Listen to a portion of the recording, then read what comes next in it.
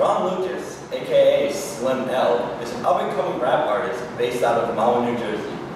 He's part of the underground rap group called Worldwide Takeover.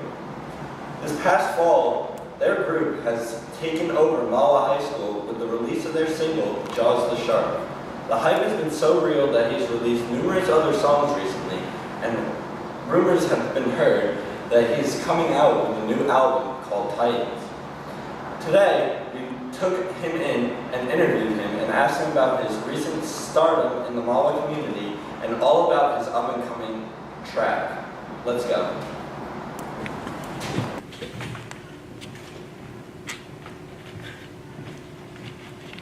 Yo, what's good? It's Slim L. Slim L? In his native environment. Thanks for joining us today. Hey, no problem. So, Glad to be here. let's get down to business. New album. Is there one coming out? Of course, man. Of course. Can you tell us a little bit about it? Yeah, it's gonna be Titans. It's gonna be me and rest of Worldwide Takeover. Taking forever to come, but it's gonna be worth it, man. I'm telling you, man, it's gonna be a classic. What's like the gist about it? Like the main, is there like a storyline to it? Or? Yeah, I mean, it's kind of like, you can kind of compare it to like Good Kid, Mad City, right? Like Okay. Kendrick Lamar, something like that, where it's like each track tells a story that's like interconnected, and they keep going. And then, I want to give too much away, but basically, it's a story of like power, gaining power, and what you do with power. What's bad influence, what's good influence, and like being down for the count and trying to like recover from it. Do you feel that these stories are a portrayal of you, or just off your imagination? I wouldn't say it's a portrayal of me. Okay. On your recent or past singles, you've had features from numerous different people also, and members within your group. Who would you have to say is your favorite person that you've worked with? Oh, jeez. You know, probably Serviox, who's he's the producer for most of the tracks. He's on a few of them, but don't know that yet. You know, it's coming. That's coming. All right. So, yeah, with him, it's a weird thing because he's the kind of person that like you gotta understand. He has his methods, and you have to work with them. And if you don't work with them, there's going to be a lot of complications. Gotcha. He's sort of a unique type of guy. Yeah, he has like he takes most of the responsibility when he produces, so it can end up taking a lot longer than say like if I produced, because I do a little producing myself. Out of all of your tracks, which ones have you produced? I produced the original Jaws the Shark. Jaws, you gotta drive your life. Laws, you better run for your life. Watch out, or else you'll need to defend. Watch out, go and hide your girlfriend. Not super proud of that one, but then I produced Fire Hazard.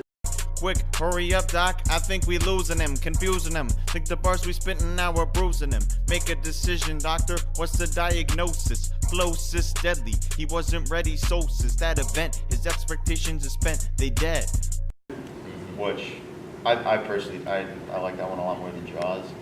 And then Out of your tracks that you've dropped, which one would have to be your personal favorite? of the ones we've dropped, personally, if I'm being honest, I think the ones we've dropped, they haven't really been the best. They've just been like the ones that we finished the fastest.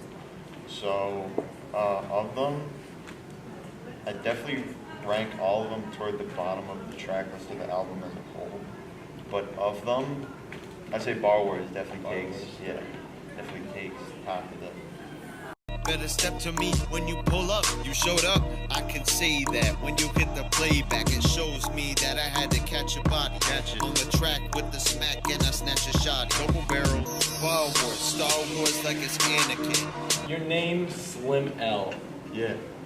What does that have to do with? Like, what's it based about? Right, so it's kind of like a double entendre, right? We got, his name is Lucas, and then also I'm a lifeguard.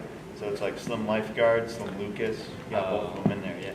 How do your parents feel about your rapping career, if they know about it? My family is a very musical family, right?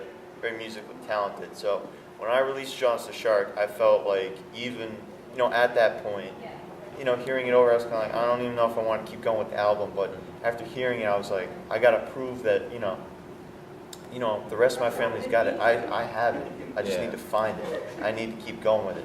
and so they've been very supportive. They've heard some more of the clean tracks, so obviously that's gonna help with the support. But yeah. So would you have to say then music has become a passion? Or? Definitely. I mean, it's not my main focus. I'm a film guy, which is also another very risky industry, you know. But it's definitely a passion, dude. Definitely. So being a film guy then, are music videos going to drop with these songs? Because I know you have a YouTube that's the account. plan. Yeah, that's the plan. All right. So do you plan on having any aspirations past high school? First album, or? Yeah, past first album. Like, do you plan on making this like a career type of thing? No. Later on in life? No, man. No, this is gonna be it. We're gonna probably what's most likely is we're gonna come out with like a B-side project after Titans of like all like the stuff that didn't make it on there because it was too terrible. That's gonna be a lot more like a comical kind of thing. You know, in the beginning we had some things we need to overcome, definitely. Yeah. So there's some surprises on that, but other than that, I don't see a future here really.